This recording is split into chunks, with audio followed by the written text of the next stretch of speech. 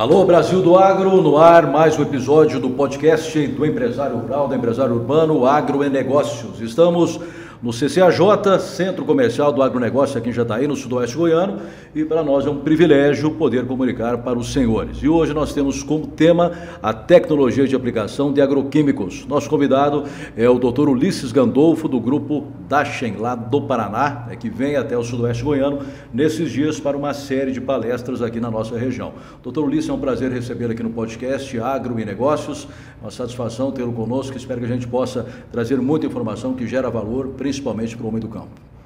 Muito obrigado, Peterson. Prazer estar aqui, uma honra, satisfação. Um podcast aí conhecido por levar bastante informação válida para o agro. A gente sabe que o agro é muito importante, né, principalmente nos dias de hoje. Sabemos aí que o crescimento populacional, né, a população mundial só cresce e essa população tem que ser bem alimentada. Então, pegar um pouco da minha área de trabalho, da minha área de formação e vir aqui conversar, trocar uma ideia, passar um pouco de informação válida, perfeito, atualizada e verdadeira, é bom. Então é um prazer e satisfação estar aqui. Muito bem. Inclusive essa ferramenta da informação hoje ela é primordial, né? Um produtor rural, um técnico, né, um profissional da área bem informado, com informação, como o senhor disse, real, né, que tem aplicabilidade na sua função, ele certamente estará um passo à frente daquele que não busca essa informação, o conhecimento, e utiliza o conhecimento como uma ferramenta na sua atividade. Pois bem, o senhor veio a Jataí, ao sudoeste goiano, a convite da Stara, né, mais precisamente aqui da Evolução Agrícola, que é a concessionária Stara, e atuou com palestras, eu creio que mais direcionada a profissionais, né, como agrônomos, técnicos de empresas, né, que trabalham com pulverização também, em Jataí, em Caiapônia e em Mineiros. Foi isso, doutor? Exatamente. 3 eventos que a gente realizou, e já coloco aqui, né, uma satisfação fazer esse trabalho com a Stara. Conheço as máquinas deles já há algum tempo e para mim é uma satisfação particular trabalhar com uma empresa 100% brasileira, né? Perfeito. Acho que falar de tecnologia de aplicação é bom, mas conversar lá com o pessoal que está trabalhando numa empresa 100% brasileira, a gente sabe que tem muitos concorrentes no mercado e passar para eles informações boas sobre as máquinas deles, mostrar para eles que as máquinas deles brigam aí entre as melhores do mercado é bom. As conversas, as dúvidas, os questionamentos, as discussões que surgiram nos eventos foram assim, muito boas. Dá para ver que o pessoal está muito bem preparado, muito bem treinado. Eu até ia chegar nessa questão, né? Como é que o senhor avalia o nível técnico dos profissionais aqui da região, doutor? Como eu estava colocando, o pessoal tá muito bem treinado, né? A parte da tecnologia de aplicação, ela é uma parte nova, né? A gente costuma dizer que dentro aí do cultivo, né, das operações do cultivo de semeadura, colheita e pulverização, ela é a parte mais nova. Então é comum que ela seja a parte mais desconhecida ainda, né? Ainda claro. Tem muita informação para ser levada, tem muita informação que a gente trabalha para levar a informação verdadeira, né? Tem muitos mitos ainda, muitas lendas ainda. Então as informações que foram lá discutidas, deu para ver que o pessoal está bem alinhado com a verdade, com o profissionalismo, com a sinceridade, com a honestidade, e deu para ver que além deles saberem que eles trabalham em máquinas boas, eles têm na mão aí ferramentas ligadas à tecnologia de aplicação para levar ainda mais solução para o campo e para o produtor. Perfeito. Então, antes da gente falar nessa questão mais técnica, conhecer até um pouco o histórico da tecnologia de aplicação de agroquímicos aqui no Brasil, gostaria que o senhor falasse um pouco a respeito da sua empresa também, da empresa de vocês, que é sediada lá no Paraná, correto? Isso. Bom, o Grupo Dachem é uma instituição de pesquisa, treinamentos e consultorias. Trabalhamos aí, iniciamos as atividades em 2014, então uma empresa relativamente nova. Foi fundada pelos professores Marco Antônio Gandolfo, que é meu pai, também certo. Trabalha na área de tecnologia de aplicação, e pelo professor Robinson Ozip, um herbologista aí, um doutor em ervas daninhas aí, uma referência nacional também. A empresa ela trabalha fundamentalmente na parte de pesquisa em tecnologia de aplicação certo. Em máquinas agrícolas, e a gente, à medida que como você bem colocou, né, e eu coloco isso e até disse nos eventos, né, a gente está na era da informação, Então, na tentativa de levar mais informação, de tirar um pouco dessas informações que a gente cria no laboratório e levar isso para o campo, complementar com o campo, a gente abriu também, né, as partes de consultoria e treinamento de corpo técnico. Perfeito. Fazemos treinamentos lá na nossa estrutura, em Bandeirantes, e à medida que não é possível deslocar o pessoal até Bandeirantes, eu ou o Gandolfo, meu sócio e pai lá que também trabalha, a gente se desloca aí para atender as necessidades dos clientes. Perfeito. Até acho que não tem hoje como você apresentar uma ferramenta ao mercado, que é exigente, mas que tem profissionais também conhecedores de todas as novas tecnologias que estão chegando, de maneira que você coloque um produto que gere alguma dúvida. O trabalho do Grupo Dacheng, ele se dá com desenvolvimento de um produto, creio com embasamento aí, campo e laboratório, fazendo uma sinergia dessas duas realidades, que não adianta eu apresentar um trabalho lá no campo apenas com teoria ou com prática laboratorial. Eu tenho que ter também o conhecimento do campo. Eu acho que vocês preenchem essa lacuna, né? Exatamente. A gente costuma dizer bastante, né, que muitas informações são criadas no laboratório e ficam no laboratório, muitas informações são criadas no campo e ficam no campo, e uma das nossas tentativas é complementar, né, a gente criar alguma coisa no laboratório, entender cientificamente como que um produto está agindo, a performance real de um produto, o que um produto faz e o que um produto não faz, qualidade, em questões de qualidade de materiais de máquinas, em questão de qualidade de bicos de pulverização. Então a gente cria essa informação e com a necessidade dos clientes da gente fazer esses eventos, a gente vem e traz essas informações para complementar, juntar o laboratório com o campo. Acho que é o caminho ideal. Com certeza é o caminho ideal. Muito bem, gostaria que o senhor fizesse para a gente um histórico breve da tecnologia de aplicação e até para engrandecer um pouco mais o seu comentário, eu estava dando uma pesquisada aqui, voltando um pouquinho na questão da literatura e tal, e aí a gente pega dados lá de 79 e 74. 74, Rimmel. A aplicação de defensivos agrícolas é provavelmente o processo mais ineficiente, como já praticou até hoje. Aí lá em 79, 5 anos depois, Matthews, uma das atividades de maior desperdício na agricultura, tanto em energia quanto em produto químico. Era uma visão que já tinha-se essa certeza de desperdício, de má qualidade, né, do trabalho desenvolvido lá na década de 70 ainda. Né? Exatamente. Matthews é uma referência mundial na tecnologia de aplicação. E até a FAO, né, a Organização Mundial de Alimentação e Agricultura, ela tem citações que corroboram com isso, né, dizendo que a tecnologia, a aplicação de defensivos, de agroquímicos, ela é talvez a operação menos eficiente realizada pelo homem no mundo. Né?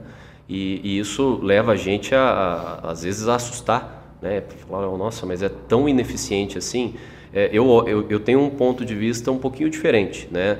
A gente trabalha numa situação completamente adversa, né? Tudo que existe no campo não colabora com a aplicação, né? Então, às vezes as pessoas olham para isso e tentam culpar o operador, o homem, o trabalhador do campo, a máquina, mas na verdade a gente tem variáveis climáticas gigantescas, né? Principalmente no Brasil. País continental, uma realidade do sul não é nossa, aqui é nossa, não é do Mato Piba e assim por diante. Né? São condições completamente diferentes, então o clima ele é um dos mais desperdiçadores da parte de defensivos, né? Então, quando a gente olha, a gente corrobora esses dados, junta esses dados, né, sobre a ineficiência, sobre o desperdício, e a gente vê que ainda assim somos um exemplo, né, no agronegócio, para o agronegócio mundial. Eu acho que na verdade a gente está sendo eficiente até demais. Os números podem dizer que a aplicação, a operação em si ela é ineficiente, mas à medida que o mundo sobrevive de grande parte dos alimentos que a gente produz, eu acho que a gente está num ótimo caminho, né? Esses números, óbvio, que só melhoraram, né? A gente está sempre melhorando com informação, com máquina nova, com tecnologia nova e tenho certeza aí que cada ano que passa isso vai evoluir, a gente vai deixar esse histórico, essas referências, né, que tratam desse desperdício, vamos deixar um pouquinho para o lado e vamos falar com mais respeito da tecnologia. Perfeito. Agora pegamos aí mais de 40 anos, né, quando dessa constatação do Matthews, lá em 79, estamos em 2022, digamos que esse processo começou a melhorar aí há 5, 10 anos atrás. Por que a gente teve essa janela tão grande? Por que demorou tanto para chegar a essa eficiência, doutor Ulisses? um marco da tecnologia de aplicação, né, que acho que foi um momento de virada total da importância da tecnologia de aplicação, foi no pós-2001. Em 2001 ocorreu, né, um fenômeno agrícola no Brasil gigantesco, que foi a chegada forte da ferrugem da soja na Bahia. Né? A Bahia era uma super referência de produção, e em 2001 muitos agricultores faliram por causa da ferrugem da soja. E lá eu lembro que quando eu entrei na faculdade, comecei a pesquisar, a conversar com alguns pesquisadores da área,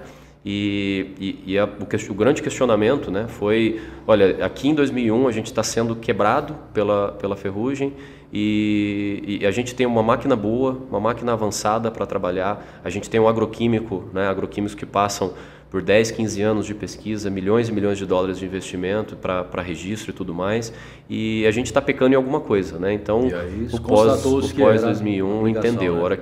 A hora que começamos a juntar essas referências do passado, né? Não só Matthews, mas Oscan, Corchi, Cristofoletti, são figuras aí que trabalham tecnologia de aplicação há muitos anos, a gente começou a numerar, olha, vamos entender por que está sendo ruim, né? Porque a gente está colocando 2, 3 mil litros de calda dentro de um tanque, mas a gente está fazendo chegar quanto disso, né? E quando a gente compara números, né, para ajudar nessas contas, a gente trabalha com as perdas, né? Então vamos entender o que a gente está perdendo. Uma aplicação mal feita, né? Uma aplicação sem informação, com um operador ali que não está bem conscientizado, não está bem entendido do processo. Horário inadequado, condições climáticas, tudo, né? Cuidado com a máquina, né? Posicionamento de agroquímicos corretos. Quando ele deixa de seguir essas orientações, de tudo que ele pulveriza, ele vai perder na casa de 90%, 95%. Chega tudo isso? Chega tudo isso. E a tecnologia de aplicação, ela começou a ter mais importância, né? E pós ali 2001, eventos, né, simpósios e congressos de tecnologia de aplicação começaram a ter mais inscrições, as pessoas mais interessadas, porque a tecnologia de aplicação, por conceito, ela reunir todos os conhecimentos possíveis para fazer uma aplicação de qualidade, de segurança e com o menor custo possível. Né? Então, à medida que a gente foi destrinchando, né, sabendo que a pulverização ela era ineficiente mesmo, e isso estava gerando um dano para o campo, para a produção de alimentos, a gente foi aprender sobre a tecnologia e aprendemos que ela realmente era muito ineficiente. Agora o trabalho é tentar resolver, né, trabalhar o máximo possível para resolver isso e reduzir essas perdas. Eu acredito até que esse trabalho de vocês, acredito que esse trabalho de vocês, ele também tem um foco muito especial na conscientização, né, tanto dos profissionais, como do empresário rural e seus colaboradores, o operador da máquina lá também. Exatamente. A gente sabe que falta muita conscientização, falta muito ensino, orientação, né, sobre o manuseio, sobre a utilização de agroquímicos. À medida que esses eventos foram acontecendo, que as pessoas foram se interessando na área de tecnologia de aplicação, isso ficou escancarado para todo mundo. Né? Muita gente chegou à conclusão de falar, olha, a gente não sabe fazer pulverização. Né? Então, à medida que a gente foi aprender sobre tecnologia de aplicação, o principal ponto foi, olha, vamos aprender no laboratório, vamos aprender como fazer e vamos dar um jeito de levar essa informação para o campo, porque as informações disponíveis, né, em internet, em mídias sociais, elas são, de certa forma, ali, falta alguma coisa, né? Falta ali um número, uma ciência, uma estatística para fortalecer aquilo. Então, a conscientização, a orientação do operador, do produtor, se não 80%, 70% do trabalho hoje. É pegar essa informação e saber como levar ela com qualidade para o campo. Muito bem, podcast Agronegócio, estamos conversando hoje com o doutor Ulisses Gandolfo, da Dachem, lá do Paraná, tecnologia de aplicação de agroquímicos, aqui no podcast do Empresário do Campo e do Empresário Urbano também, porque a gente trata de assuntos correlatos e hoje nós temos a nossa economia, né, girando, obviamente, em torno do agronegócio aqui no Sudoeste Goiano e em Jataí de uma maneira toda especial. Conosco, a gente quer agradecer aí a Fênix, o agronegócio move a economia do nosso país com um modelo inovador de acesso ao mercado, e a Fênix faz parte desse movimento como a maior e mais estruturada força de gerenciamento de compras agrícolas do Brasil. Há mais de 18 anos no mercado, a Fênix conta hoje com 6 unidades em Goiás, Tocantins, Mato Grosso, gerenciando a maior área plantada do Brasil em mais de 135 municípios. Trabalhando de forma séria, organizada e com foco, sempre ao lado do cliente, a Fênix atua na gestão de compra de sementes, corretivos, defensivos, fertilizantes, nutrição de plantas e diesel, administrando a logística da entrega, além também da sua atuação na área de seguros e captação de crédito. Conheça mais no site fenixempresas.com.br. Um abraço para os amigos também lá da Soluflex Ferramentas, grande parceiro do Homem do Campo, aqui de Jataí, também conosco na programação do Agronegócios, a Bruc, que também desenvolve um trabalho gigantesco aí em todo o Brasil, tecnologia também de geração de energia limpa, e a Casa Carlone, 55 anos atendendo também o Homem do Campo aqui em Jataí, no sudoeste goiano. Bom, a gente retorna com o nosso bate-papo com o doutor Ulisses, falamos já um pouquinho dessa questão do histórico da aplicação, da importância que essa ferramenta ganha hoje, no dia a dia do produtor rural, e a gente também tem, obviamente, que elencar algumas situações que permeiam esse trabalho propriamente dito lá no campo. E o que um produtor quer quando ele vai fazer um serviço de aplicação? Falando em questão bem prática, doutor, atingir o alvo, Exatamente. O defensivo tem que chegar lá. Ele quer que não ocorra deriva também, e aí fica ligado a questão de horário de aplicação e tudo mais. Que isso redunde no controle de praga, de doença, de planta daninha, que não contamine o meio ambiente, que não contamine o homem e que gere segurança no processo no todo, Exatamente. O grande conceito da tecnologia é esse, E a gente sabe que a operação de semeadura ela é feita uma vez, numa safra, vamos pegar uma safra de soja, certo. Ela é feita uma vez, A operação de colheita é feita uma vez. Mas hoje a gente tem 7, 8, 9 aplicações. Então, quando você acumula, se você tem um erro em uma aplicação e você começa a acumular esse erro durante uma safra, é óbvio que isso vai te resultar em menor produtividade, em mais desperdício, em maior contaminação ambiental. Se você perde um pouquinho em uma aplicação, em 7 aplicações você vai perder um pouquinho mais.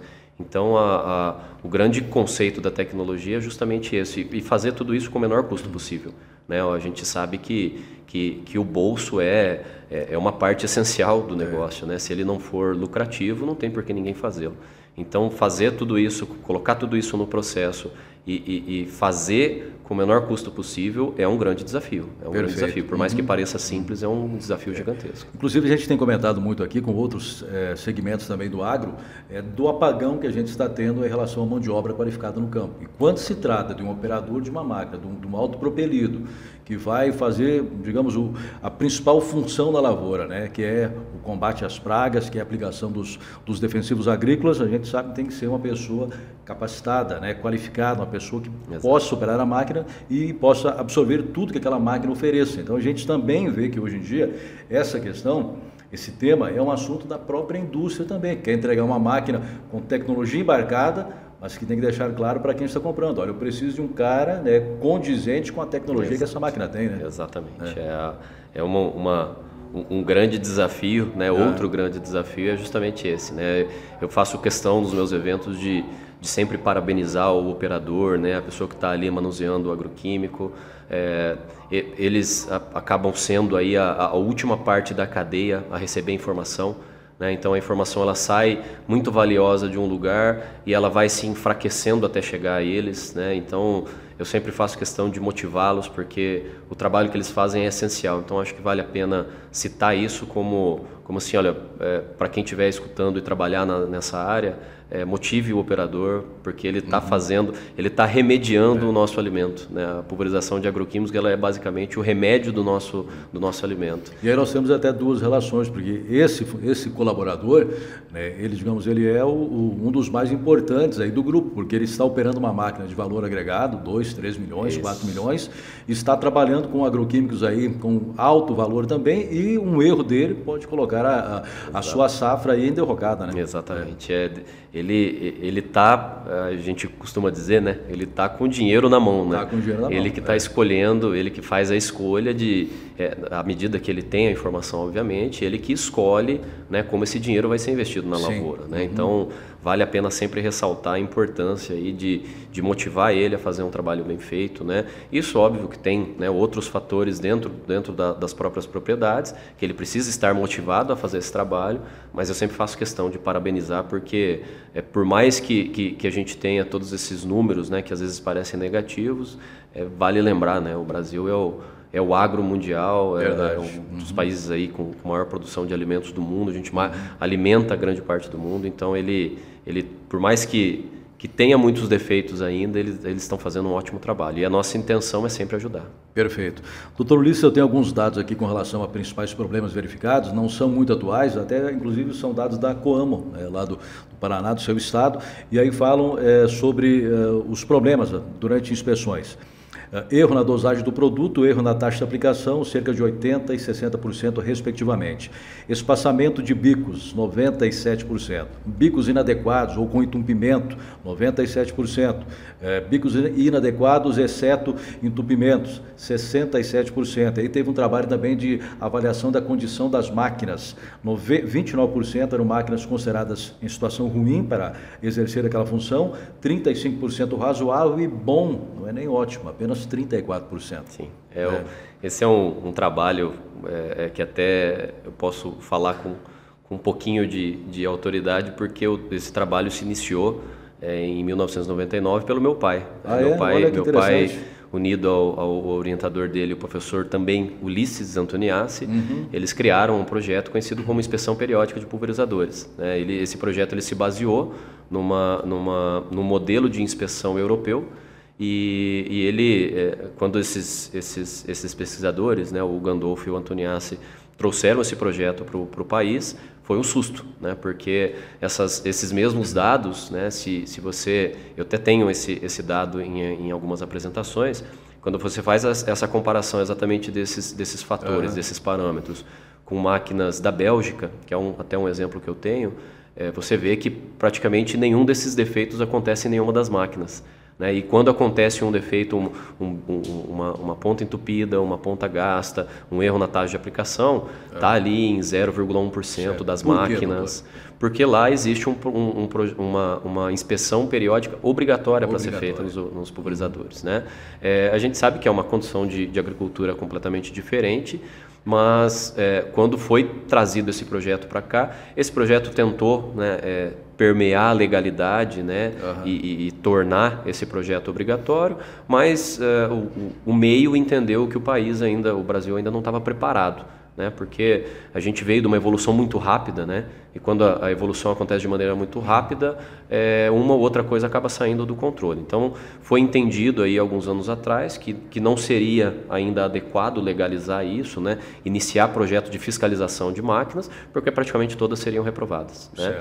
E não sei se esse dado deve ser de 2009, Acho que é 2004. 2004, Acho que é 2004. Tem alguns dados também de 2009, de 2012. Hoje esse projeto já é, né, dissipado aí em todo o país, todo mundo realiza isso. E assim, por mais que seja de 2004, eu diria que esses números mudaram, evoluíram. Mas nem tanto. Né? Mas ainda não está onde a gente quer chegar. Ideal, não está no ideal. Não está no ideal.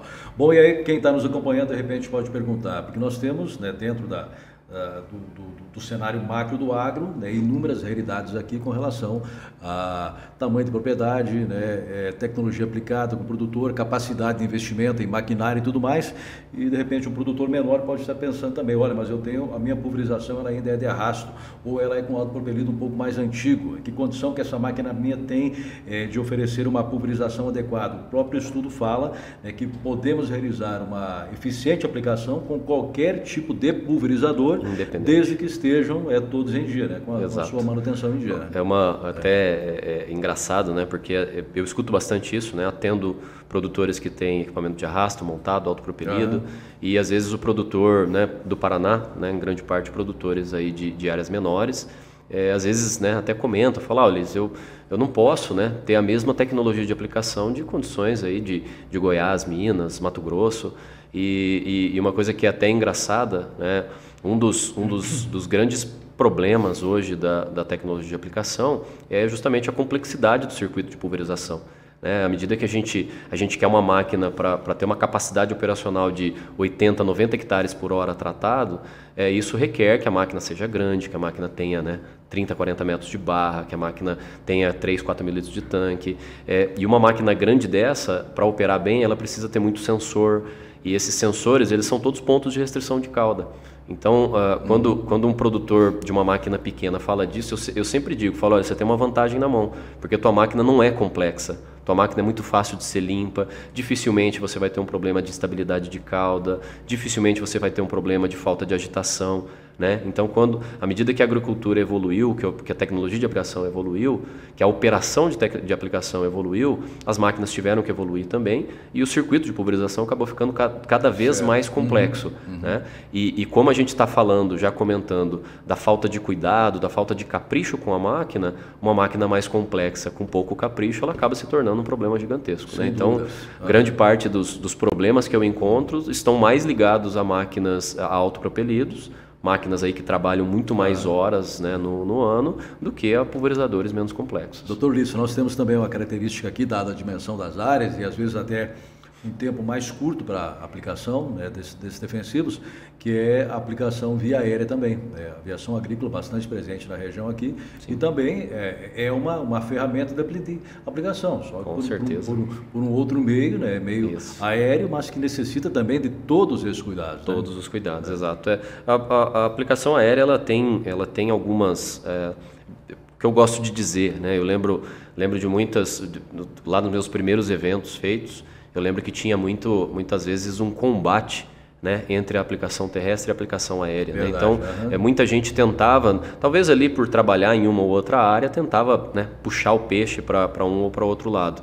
E nós que trabalhamos com tecnologia de aplicação, a gente não está vendo se é o avião, se é o drone, se é o helicóptero, se é o terrestre, certo. Se é o herbicida, fungicida e inseticida, se é o bico da marca A ou da marca B, a gente está olhando para a melhor aplicação possível. Né? E quando eu escutava, né, a aplicação terrestre é melhor porque não tem amassamento, não, a aplicação aérea, né, é melhor porque não tem amassamento, a aplicação terrestre é melhor porque a barra está mais próxima do alvo, mas quando a gente vê na tecnologia cada uma desses modelos de pulverização, eles têm vantagens e desvantagens. E em muitos casos a desvantagem de um acaba sendo a vantagem de outro. Né? Então, ao invés de criar esse ringue, né, e eu até tenho uma imagem que é um ringue, de um lado um helicóptero, numa ponta um helicóptero, numa ponta um avião, numa ponta um drone e numa ponta um autopropelido. Né? Ao invés de a gente colocar todo mundo para brigar, eu acho que o ideal é complementar. Olha, à medida que um tem uma desvantagem e o outro tem uma vantagem que atenda, utilize o outro, né? Tem a sua opção. Então,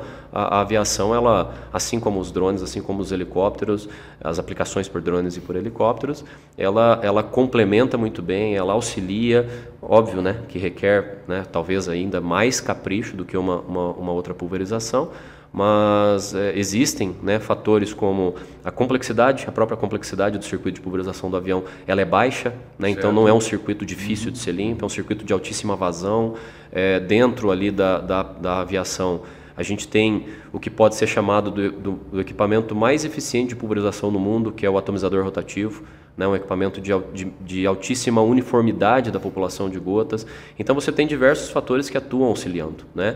Assim como em qualquer modelo de pulverização, a falta de capricho vai levar você a perdas, desperdício, falta de produção. Né? A questão da aplicação em si, tecnicamente falando, deposição das gotas, né, sobre o alvo, sobre a planta lá. Aí as gotas precisam estar no tamanho, na densidade adequada, correta, ao objetivo daquela aplicação. E aí vem o conhecimento sobre a tecnologia da aplicação. Aí vem a questão de escolhas de bicos anti-arrastamento, bico cônico de turbulência, qual é o melhor, qual é o mais adequado, né, para pós-emergência, para pré-emergência. Como é que se define tudo isso, doutor? Existe um cálculo que foi até colocado por uma referência já citada aqui do Corsi, que é até uma referência de 1967, né? Um cálculo que é usado até hoje por todo mundo que trabalha com tecnologia de aplicação, que é um cálculo de cobertura. né? Então a gente, qualquer pessoa colocar na internet, né, cobertura, densidade de gotas por centímetro quadrado para cada tipo de agroquímico. Vai ver lá que tem o fungicida de contato, ele requer maior cobertura, né? 70, 80 gotas por centímetro quadrado. Um herbicida sistêmico requer 20, 25 gotas por centímetro quadrado. Então, a escolha do bico, ela é um dos últimos passos, né? Até o que eu comentei bastante nos eventos, né? Que até como tratado com a Evolução Agrícola, né? Que é a empresa que eu estava ali representando, o que faz parte da evolução da tecnologia é a gente evitar falar da escolha do bico. Vamos falar da escolha da gota ideal, né? Porque com base nesse agroquímico que eu estarei pulverizando e com base na densidade vegetal da minha área, né, na densidade foliar da minha área, eu tenho que definir exatamente o tamanho de gota adequado.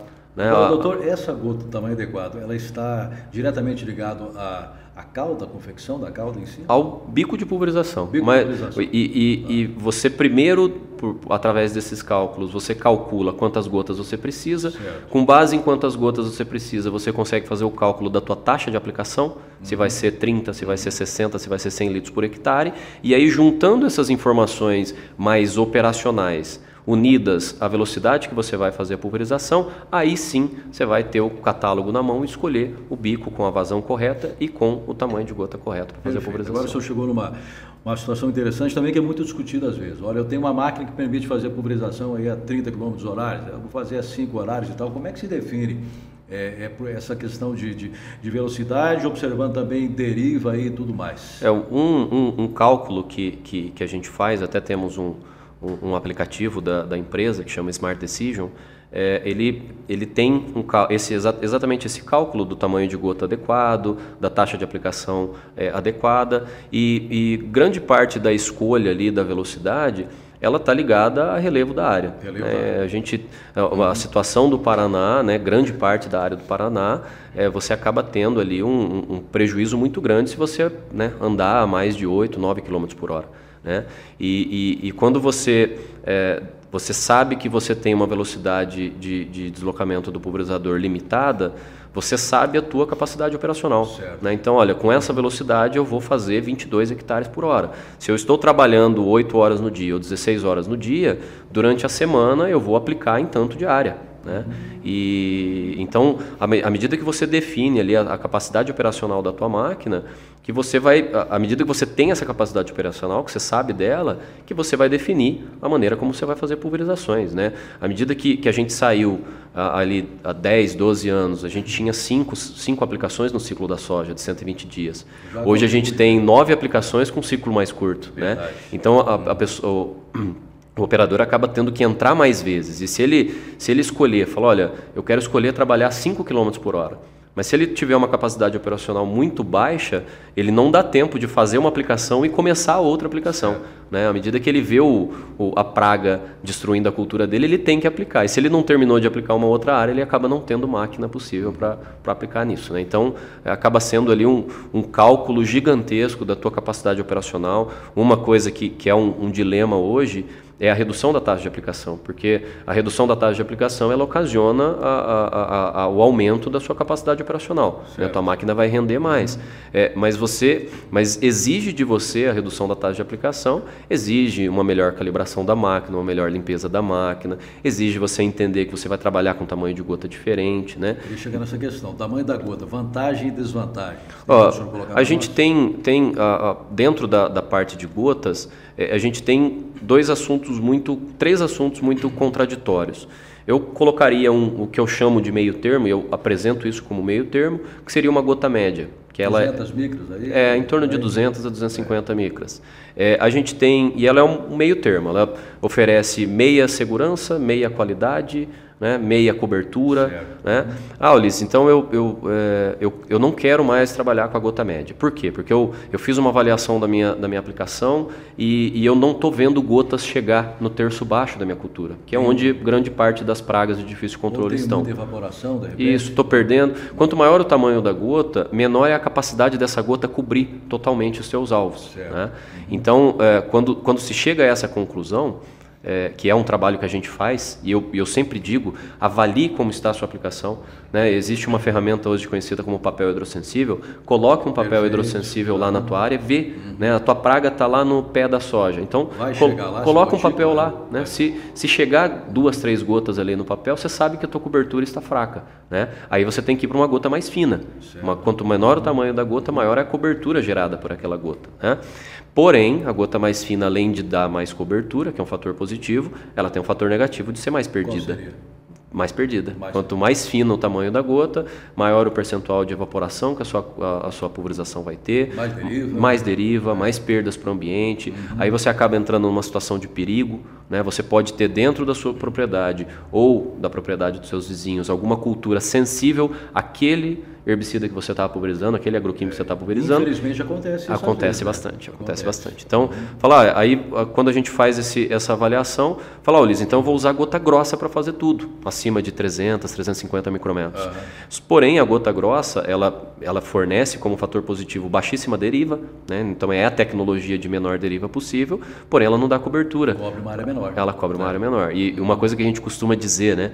A hora que as culturas começam a fechar as linhas, a gota grossa ou fica na parte de cima da cultura ou ela escorre para o solo, né? Porque ela é uma gota mais pesada, então ela não tem capacidade de ocasionar uma coisa que a gente chama de desvio de trajetória, que é por parte das gotas finas, que ela conseguir, com a ajuda do vento, desviar das folhas de cima e chegar nas folhas do terço médio e do terço inferior. E a gota grossa, por ela ser muito pesada, né, ela acaba não tendo essa capacidade. Então, quando a gente falava de tecnologia de aplicação 10, 15 anos atrás, todo mundo queria um bico só para fazer tudo. E um bico só gera só um tamanho de gota. Bico universal. Exato. Né? O bico é o que a gente chama de bico pato, né? Certo. Pato anda, nada e voa, mas faz tudo, mas não faz nada direito.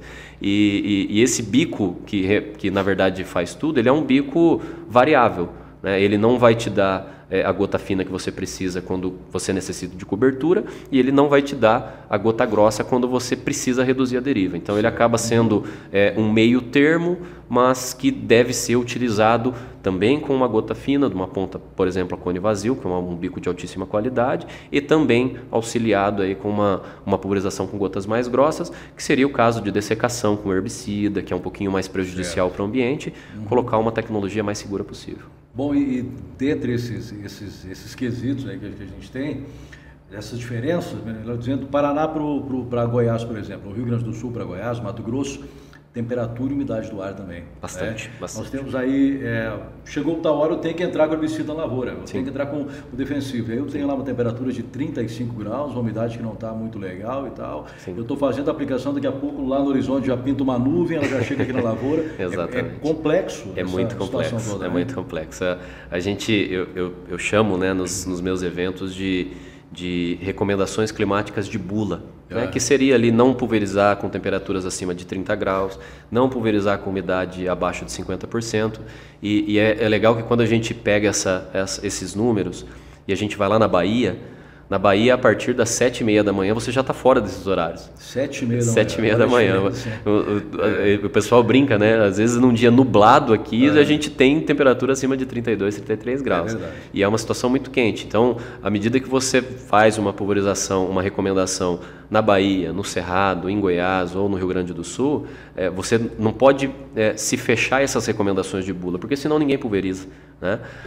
O que a gente precisa fazer é personalizar as recomendações, é entender, olha, uma gota fina, qual é a temperatura que uma gota fina suporta para dar uma boa cobertura? Certo. 30 graus. Ulisses, então agora está começando a fazer 31, 32 graus. Eu só tenho a opção de gota fina. Olha, então você vai ter um índice de perdas muito alto. Por isso, tenha uma gota média, né? Entra com uma tecnologia diferente, num horário climático diferente, numa condição climática diferente, para que você, né, consiga obter cobertura adequada de alvos, evitando o máximo de perdas possíveis. Tecnicamente falando, ele é o diâmetro mediano e mediano numérico, é esse? Volumétrico, porque se calcula por volume, né? O diâmetro mediano volumétrico, ele é um número gerado pela população de gotas pulverizadas, né? Então ele basicamente é o tamanho médio de gotas que estão sendo pulverizadas por aquele bico naquela condição de pressão, né? E quando a gente fala, né, os 350 micrômetros, 380 micrômetros, 150 micrômetros, é justamente o DMV, né? E o que as empresas fazem? Eu tenho esse equipamento que faz essa avaliação desse diâmetro mediano volumétrico, eu faço uma avaliação, então ó, essa ponta gerou um DMV de 150 micrômetros. Com base nesse número, existe uma classificação da ASAB de 2009, que classifica o DMV, classifica o tamanho da gota pelo DMV. Então, ó, 150 micrômetros, está em qual classe? Está em classe de gotas finas. Por isso que a gente vê nos catálogos, né?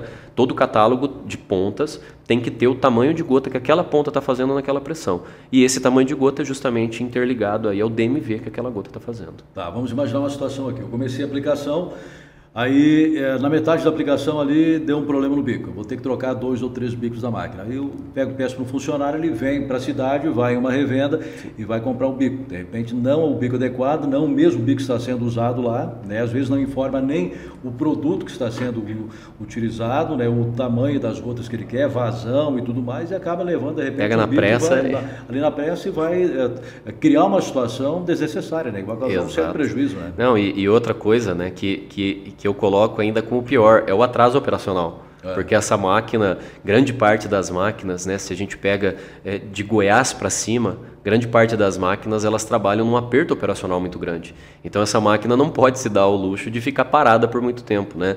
Uma coisa que a gente vê, né, então o camarada tem uma máquina lá que tem 60 bicos, né, 60 pontas de pulverização.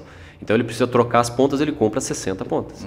Aí num momento de pulverização, ele pode perceber, né, ali tem uma mistura de calda inadequada, muita utilização de produtos WP e WG obstruem a ponta, né, a ponta obstruída, entupida, ela vai pulverizar uma subdose, então ele percebe visualmente que aquela ponta está obstruída. Tem vida útil? Existe uma vida útil, né, em questão de horas, mas a gente da tecnologia, a gente costuma não falar dessa vida útil. A gente costuma dizer o seguinte, olha, faça uma operação de calibração na sua máquina para você entender qual que é a tua vida útil. Porque existem materiais de plástico, de aço inox e de cerâmica, né? O material de cerâmica é o mais durável do mercado hoje. Porém, ele depende muito da pressão que você está utilizando, que é basicamente o processo físico de empurrar a cauda pelo bico, né? Então, quanto maior a tua pressão, maior vai ser o desgaste do teu bico.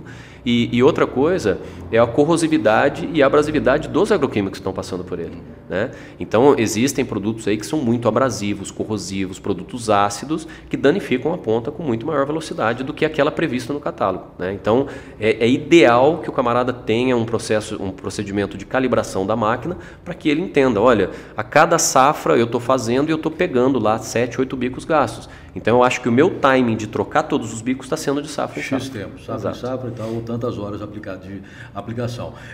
Tem como procedimento, será o produtor fazer o teste antes de entrar na lavoura? Esse projeto que eu já citei, esse IPP, Inspeção Periódica de Pulverizadores, ele é justamente um procedimento de calibração de máquinas. E esse procedimento existe com obrigatoriedade na Europa, né? E por não existir obrigatoriedade no Brasil, poucas pessoas fazem, né? Então, às vezes o camarada está utilizando um bico, está confiando nas horas, né? Esse bico tem o bico de cerâmica, né? Trabalha lá 1000 horas até a troca. Então, eu estou com 800 horas, o meu bico está tudo bom. Aí, às vezes, a gente chega a fazer uma calibração da máquina e ele tem lá 10, 15 bicos gastos que estão jogando uma quantidade, né? Desperdiçando uma quantidade de investimento dele gigantesca, né? E ele assusta, falando, nossa, mas eu estou confiando numa informação. Geralmente ele enche o tanque e vai para a lavoura. Enche o tanque e vai para a lavoura. A hora que ele percebe, talvez assim, visualmente, né? Fala, olha, visualmente esse bico está muito inadequado. Eu vou trocar esse bico aqui. Se ele conseguir enxergar visualmente que um bico está inadequado, significa que aquele bico está com 80%, 90% de erro, né? Então, assim, 15%, 20%, a gente costuma dizer de 10% de erro de limite, né? 10% para mais a gente considera um bico gasto, 10% para menos um bico entupido. Bico entupido, o problema é menor porque você tira ele e faz a limpeza correta, né?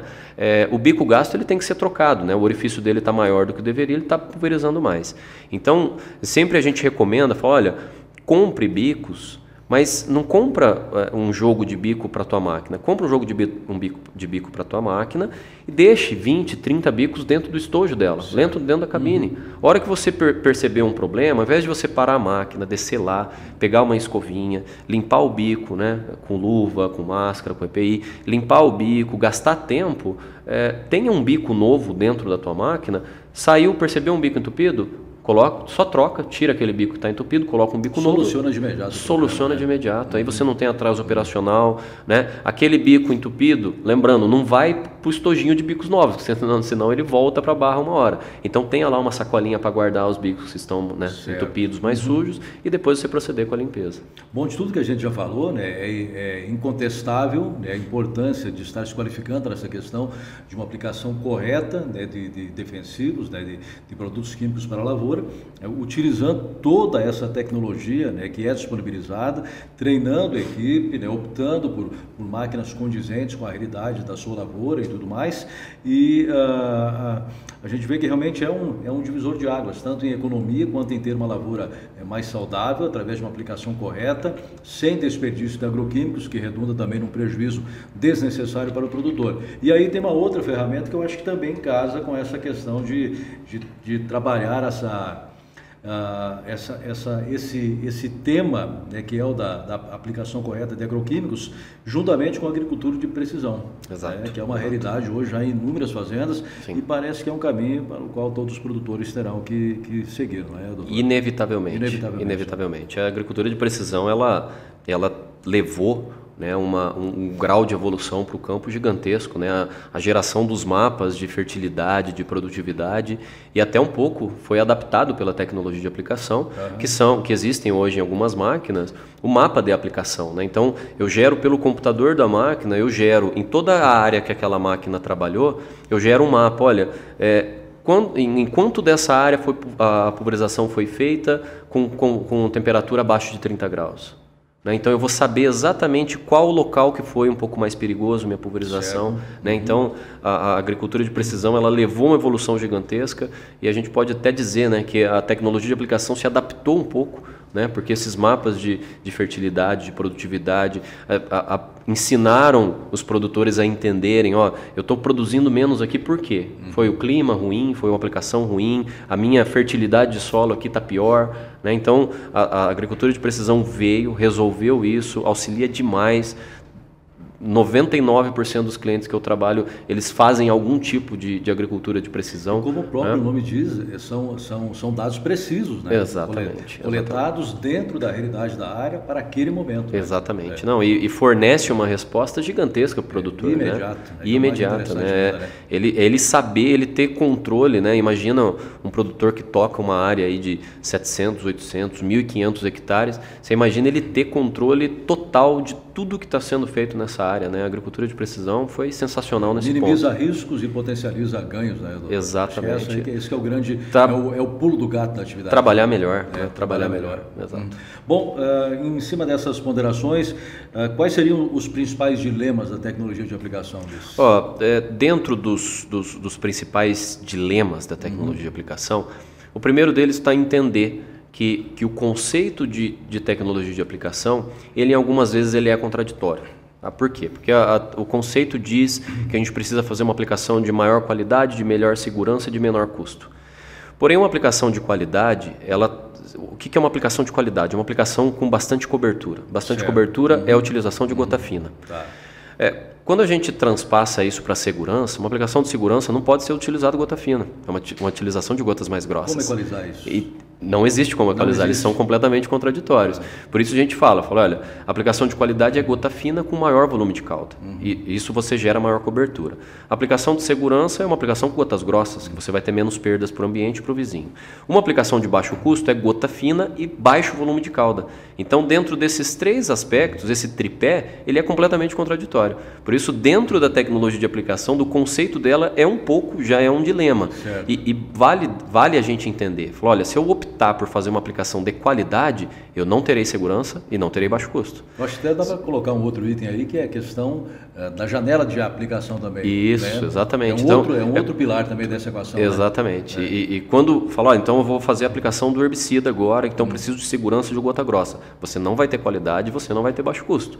E, obviamente, né, quando essa questão de janela de operação, de capacidade operacional, falar, olha, Liz, eu preciso baixar minha taxa de aplicação, sair de 100 litros por hectare e ir para 50 litros por hectare. Dá para fazer bem feito? Dá, mas entenda, você está reduzindo a tua qualidade, você está reduzindo a tua segurança. Então, um dos principais dilemas, ele está justamente unido aí ao conceito de tecnologia de aplicação. Então, dentro desses fatores, a gente precisa trabalhar sempre dentro deles. Então, para cada aplicação, para cada agroquímico, para cada condição climática, para cada condição de perdas, de prejuízo ambiental que você pode gerar, você tentar entender para qual desses lados você vai. E aí você trabalhar sempre, hora que precisar de qualidade, trabalhar com qualidade, hora que precisar de segurança, trabalhar com segurança. Rapidez com rapidez. E se precisar de redução de custo, você tem como trabalhar com redução de custo. Perfeito. E agora, num contexto macro, assim, por que até hoje, bom, a gente sabe até o porquê, é uma pergunta redundante, mas para a gente colocar para o ouvinte, por que a pulverização de agroquímicos é vista tão negativamente ainda no mundo, doutor? Como a gente já bem colocou aqui, né, existem muitas referências que a classificam como ineficiente. Né?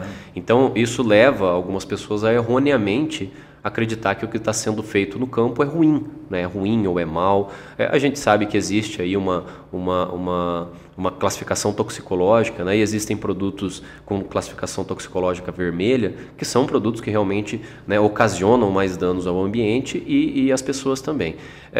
Porém, a gente precisa entender, né? Um dos dados aí mais utilizados em teses e dissertações envolvendo tecnologia de aplicação é que até 2050 a população vai sair de 6,7 bilhões de pessoas e ir para 9 bilhões de pessoas.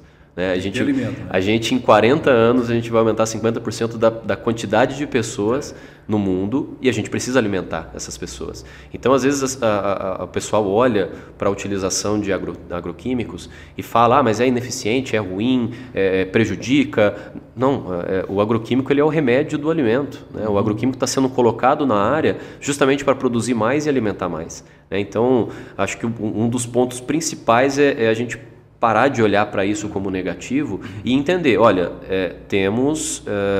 temos coisas a melhorar ainda. E todo mundo que puder precisa trabalhar junto nessa área para a gente melhorar bastante para alimentar todo mundo, né, nos próximos anos e com o aumento da população mundial. Nós temos essa conscientização. Daí entra o papel que deveria ser totalmente contrário do que é hoje, da grande mídia, que às vezes é patrocinada por ONGs internacionais, por outros interesses. Grupos e tal, que tem outros interesses e tentam denegrir a imagem do agro. Então, por isso que canais como esse aqui, né, nosso mesmo, um canal fazendo um trabalho de formiguinha e tal, mas que com o avanço da rede mundial de computadores hoje, da tecnologia, da informação também, tem uma abrangência aí sem fronteiras. Então, se a gente começar a disseminar, colocar por terra essas mentiras que são propagadas acerca do que acontece verdadeiramente no agronegócio, quem sabe a gente começa a atingir uma parcela da população, os jovens principalmente, que às vezes compram uma informação errada. A gente falava no podcast aqui de segunda-feira que o pior não é a mentira que a mídia às vezes coloca, mas a desinformação que essa coloca. Né? Exatamente. Então a gente tem um bombardeio aí diário contra o agronegócio. Gigantesco. E é engraçado, né? Porque muita gente fala a tecnologia veio para ajudar na informação e falar, mas antes a gente tem que questionar, a informação é boa? Né? Então, quando eu vejo, né, muitas pessoas com quem eu trato que às vezes não são da área e falam, você trabalha com veneno. Né? E aí eu respondo, falo, olha, eu ajudo a alimentar você, né? A gente tem outras áreas aí da agricultura, a área orgânica, por exemplo, que é uma área, né, gigantesca, é uma área que está evoluindo bastante, o crescimento dos produtos biológicos está ajudando muito nisso, então eu acho que vale muito a pena a agricultura orgânica, né, estar bem disseminada. Porém, né, a agricultura, o controle químico de ervas, de pragas e de doenças, ele é mais efetivo. Né? Não então, tem como imaginar uma agricultura orgânica na extensão de uma agricultura empresarial. Exatamente. Eu acho que vale a pena, ela deve existir. Claro, né? sem dúvida, né? E assim que existir, pessoas vão trabalhar nela, vão evoluir ela, e acho que ela tem que estar no mercado junto. Mas ainda é insubstituível o controle químico, né? A aplicação de defensivos. Hoje existem... Se não fosse o químico, não teria produção. Não teria produção, exatamente. Hoje existem empresas aí que trabalham reclassificando a classe toxicológica dos agroquímicos. Existem trabalhos que logo serão publicados, que vão definir para cada tipo de máquina, olha, para o equipamento costal, que é o equipamento de maior contaminação do manuseador, só vai poder ser permitido agroquímicos de classe verde ou azul, que são agroquímicos que têm baixo dano à saúde e ao ambiente. Né? Então a gente percebe assim que essas pressões do mundo em cima aí dos agroquímicos, elas estão funcionando, né? Para fazer o processo se tornar melhor, mais saudável e com menor prejuízo ambiental. Eu trabalho nessa linha, né? Mas a gente precisa entender que o controle químico ele é ultra eficiente, por mais que a gente fale, né, que existem dados que ele é ineficiente e desperdiça, ele funciona muito bem no campo. Claro. Né? Se não funcionasse, a agricultura não seria aí uma das bases mundiais aí da alimentação. E então, vai ser, né? Infinitamente. Vai ser infinitamente. Todo mundo precisa comer. Eu acho que quando se fala então em pulverização, né, com o uso do máximo de tecnologia que a gente tem, visando ter melhores condições de aplicação e um resultado final definido dentro daquilo que espera o produtor, uma lavoura mais sadia, mais produtiva, acho que o melhor, no começo, como o senhor disse e evidenciou nossas palestras aqui na região, tenha processos bem definidos, né, de aplicação, né? Defina esses processos com a sua equipe, né? Como você vai fazer, quando você vai fazer, o produto está na fazenda, a máquina foi revisada, né? Acho que começa por aí. Né? Existem, eu sempre passo isso como uma parte ali mais de reflexão nas apresentações, que existem 5 passos sobre tecnologia de aplicação. Né? E às vezes o pessoal me pergunta, né? Fala, Ulisses, fala sobre drones, fala sobre aplicações, equipamentos, máquinas de pulverização autônomas, fala sobre os sistemas de pulverização seletiva. E isso eu acho que está lá no amanhã, eu acho que isso está no fim da escadaria, porque a gente está no começo da escadaria e o ontem a gente está pecando. Né? A gente está pecando na escolha da gota certa e do bico certo. A gente está pecando em saber exatamente qual gota pode ser aplicada em qual condição climática. A gente está pecando em avaliar a cobertura. Né? Eu atendo casos, né, de aplicações. Falo, olha, apliquei esse produto não funcionou.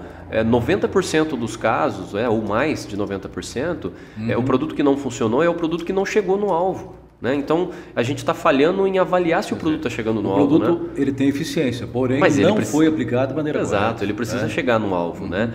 E existem produtos que requerem, né, maiores níveis de cobertura, e se você não tem ali uma ferramenta como um papel sensível para avaliar, você tá desfalcado nisso. Né? Acaba sendo mais fácil você dizer que o produto não funcionou, mas quando você faz uma avaliação rápida da sua máquina, você sabe, olha, nesse clima, com esse bico que você está pulverizando, com essa máquina, com essa velocidade, com essa pressão, essa gota nunca vai chegar no teu alvo. Né? E além desses 3 pontos, existem os pontos que a gente chama de operacional, que é a calibração da máquina e limpeza da máquina.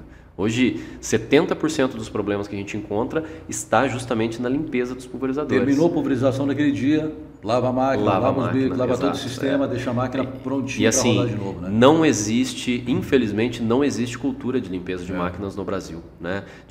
Eu fiz um levantamento aí acho que de 100 e poucos eventos que eu fiz, em torno aí de 78%, 79% das máquinas, elas não passam por nenhum tipo de limpeza. Né? E às vezes a gente precisa entender, Peterson, porque o camarada está trabalhando num aperto operacional tão grande e o operador me fala, Ulisses, eu não tenho tempo para limpar essa máquina. Né? Então isso é um fator negativo e que mostra para a gente que a gente precisa levar mais informação. E levar a informação de dizer, olha, você precisa limpar sua máquina. Da mesma maneira que você faz a limpeza de uma embalagem, embalagem de agroquímico, você precisa limpar a tua máquina. A embalagem é descartável, a tua máquina não, né? E quanto mais... Esse é um conceito interessante. Né? Exato. A contaminação, ela é progressiva. Né? Então, fiz uma pulverização hoje, vou fazer uma pulverização amanhã e não limpei minha máquina estará mais contaminada e mais difícil de ser limpa. Claro. E quando a gente une isso à complexidade dos circuitos de pulverização, existem máquinas hoje no Brasil que são impossíveis de ser limpas. Na verdade, ele não está perdendo tempo no limpar a máquina, ele está dinamizando o trabalho dele, a ação dele. Exato. E outra, eu não posso perder o tempo para limpar a minha máquina. Mas daí ele vai para o campo, ele começa a ter essa falta de limpeza, gera maior quantidade de resíduos no interior da máquina. Vai entupir mais. Vai ter que parar, aí fica parando, trocando o bico, limpando o bico, né? Gasta-se aí em torno de 3 a 4 minutos para limpar um bico, né? Então imagina aí numa máquina com 60 pontas, você para ali, você tem que limpar 4, 5, 10 pontas, você vai gastar 40 minutos naquilo. E uma limpeza simples não demora tanto quanto isso.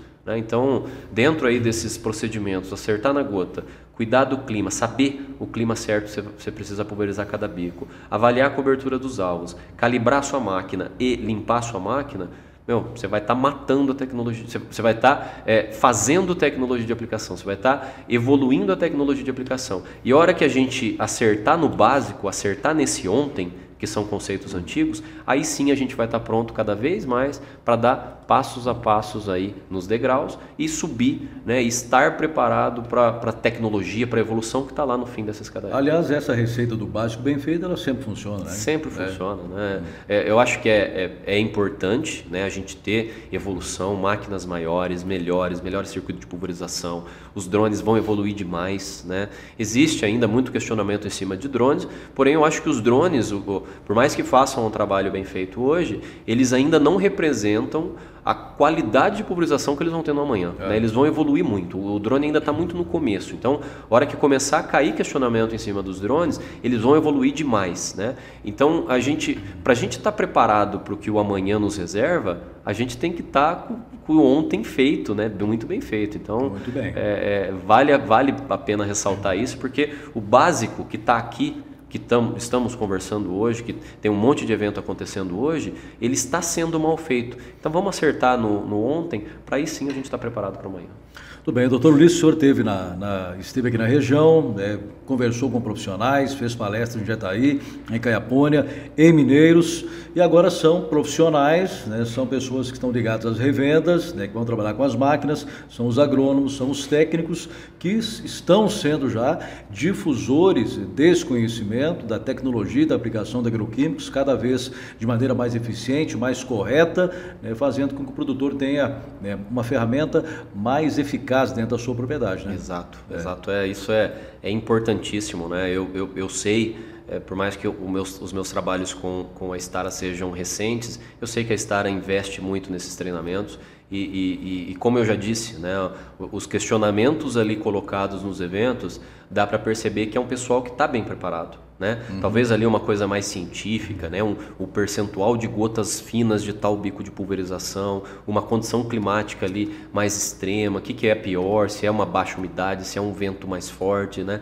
Talvez ali coisas mais tecnológicas ou científicas, o pessoal absorveu bem, mas pelos questionamentos, pelo nível dos questionamentos, o pessoal está muito bem treinado e tenho certeza que estão prontíssimos para levar informação de qualidade para o campo. Muito bem. A gente conversou com o Ulisses Gandolfo, da Dacheng, lá do Paraná, que está fazendo um grande trabalho aí em todo o Brasil. Depois a gente vai divulgar também o site aí da empresa, para quem quiser acessar e conhecer um pouco mais. A gente parabeniza aí pelo trabalho que está sendo desenvolvido, pela parceria também com a Evolução, com a Stara, que já está aí difundindo essas informações, fazendo com que mais pessoas sejam qualificadas, capacitadas e, como a gente já falou, possam propagar essas informações para que tenhamos cada dia mais um produtor rural tecnificado. Com certeza. Pedro, agradeço aqui a presença, é uma honra estar aqui. Já ouvi falar muito aí de como essas informações são muito bem difundidas aqui. Então, é um prazer, uma honra estar aqui, um prazer, uma honra trabalhar com a evolução e a Stara. De novo, equipamentos ali 100% brasileiros, então isso para mim é uma honra mesmo. Parabéns pelo seu trabalho também de levar essas informações. Você, unido a mim, unido a tantos outros profissionais aí, tenho certeza que o Brasil só tem a evoluir, a aplicação, todo o sistema produtivo só tem a evoluir. Então, parabéns pelo seu trabalho, também é uma honra estar aqui. Muito bem, obrigado, senhor, mais uma vez. A gente fecha por aqui mais esse episódio do Agro em Negócios, o podcast do Homem do Campo, que é sempre apresentado, obviamente, no prédio do Centro Comercial do Agronegócio, aqui em Jataí, no sudoeste goiano. Um privilégio estar com vocês uma vez mais. Até a próxima.